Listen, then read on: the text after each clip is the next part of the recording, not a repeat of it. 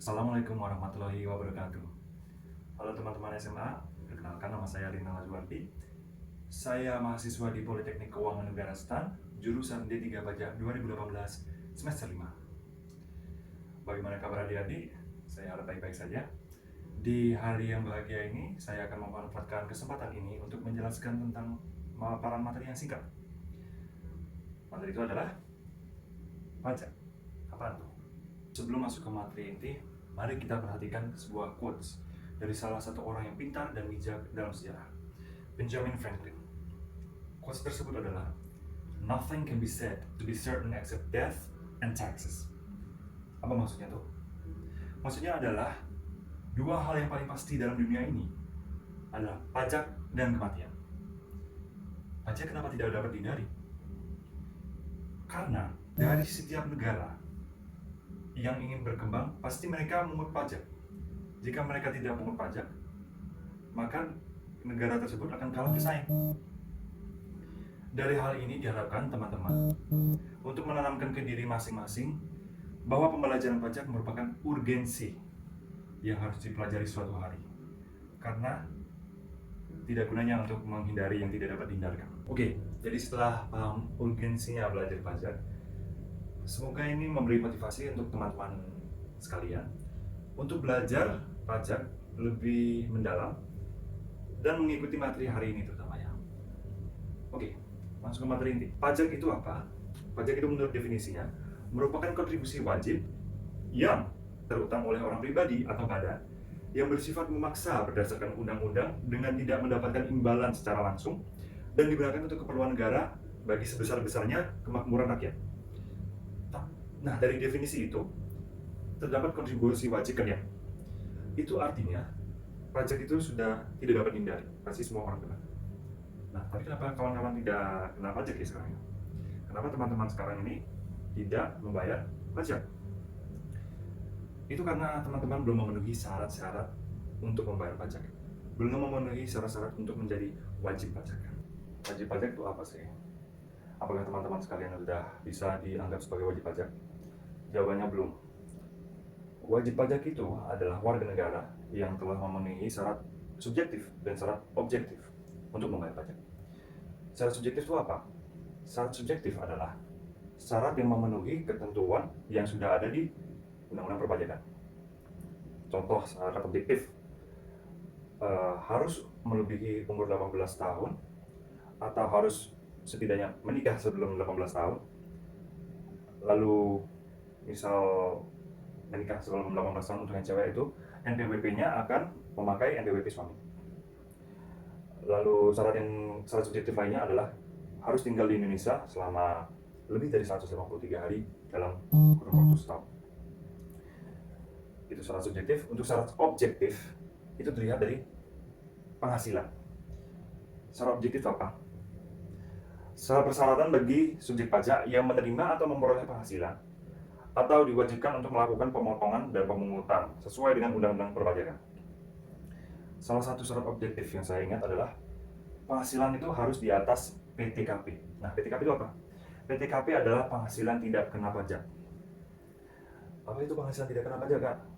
Penghasilan tidak kena pajak adalah batasan di mana di bawah penghasilan tidak kena pajak itu Anda tidak perlu bayar pajak. Tapi kalau penghasilan Anda sudah melebihi batasan yang sudah diterapkan di penghasilan tidak kena pajak itu, maka penghasilan yang ada di atas penghasilan tidak kena pajak itu akan dikenakan pajak. Setelah memahami syarat-syarat yang dibutuhkan untuk menjadi wajib pajak, setidaknya sekarang kita sudah mendapat gambaran bagaimana orang yang layak untuk membayar pajak. Nah, setelah memahami itu, baiknya kita pelajari tentang cara membayar pajaknya juga. Dua cara yang paling populer dalam membayar pajak adalah online billing dan lewat pos. Online billing bagaimana caranya? Wajib pajak itu perlu mendaftar untuk fasilitas online banking dulu kepada bank persepsi yang ditunjuk oleh Kementerian Keuangan. Bank persepsi itu kayak gimana? Bank BNI, Bank BRI, Bank Mandiri, itu semua bank persepsi. Bank tersebut kemudian akan menyediakan aplikasi khusus untuk pembayaran pajak online. Saat melakukan pembayaran, wajib pajak harus terlebih dahulu mengisi data yang diperlukan untuk aplikasi dari bank tersebut. Nah, setelah bayar tuh bagaimana tuh? Belum selesai prosesnya. Saat pembayaran sudah dilakukan, wajib pajak akan menerima sebuah nomor referensi sebagai tanda bukti pembayaran itu. Setelah itu, data yang sudah diisi beserta nomor referensinya itu akan dikirim kepada bank yang bersangkutan, bank persepsi itu, agar wajib pajak dapat menerima nomor transaksi penerimaan negara atau yang biasa disebut NTPN untuk dipergunakan pada laporan pajak yang akan dikirimkan pada kantor pajak terdaftar. Selain online billing, cara untuk membayar pajak yang terkenal adalah melalui kantor pos. Nah, kenapa kantor pos?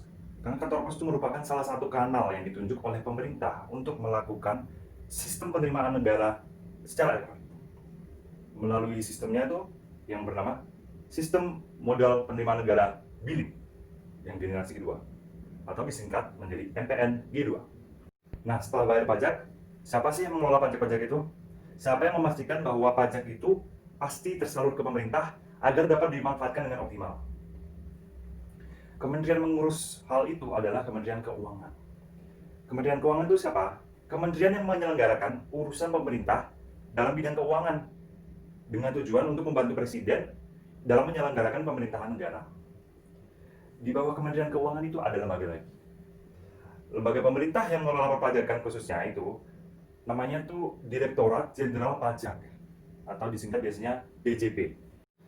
Pastinya di setiap negara akan ada orang yang tidak patuh kepada peraturan.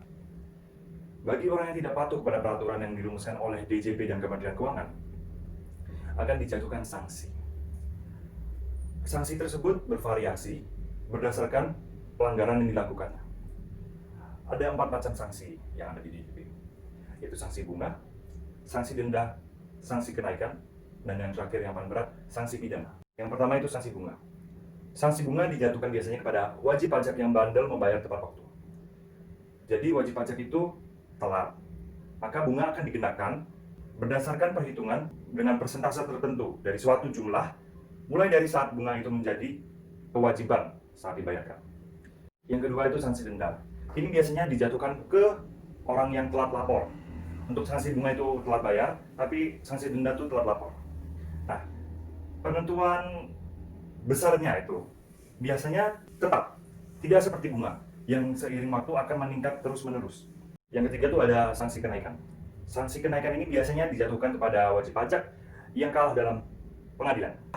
Akan dikenakan sanksi mungkin bisa berpotensi sampai 2 kalinya. Makanya sanksi ini biasanya sering dihindari wajib pajak karena mereka takut dikenakan tarif berganda. Yang terakhir adalah sanksi pidana. Sanksi pidana itu bagaimana? Sanksi pidana adalah sanksi terberat yang harus diterima wajib pajak yang paling bandel. Sanksi ini diberikan bagi pelanggaran berat yang menimbulkan kerugian negara, serta dilakukan lebih untuk 1 kali dengan sengaja.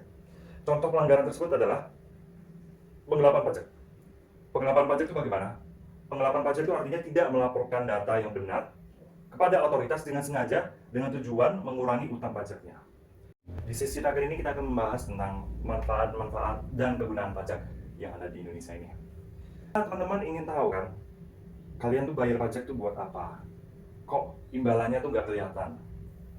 Memang pajak tuh sifatnya imbalannya tidak langsung. Kalian tuh dapat merasakan imbalannya setelah kalian melihat sekeliling kalian.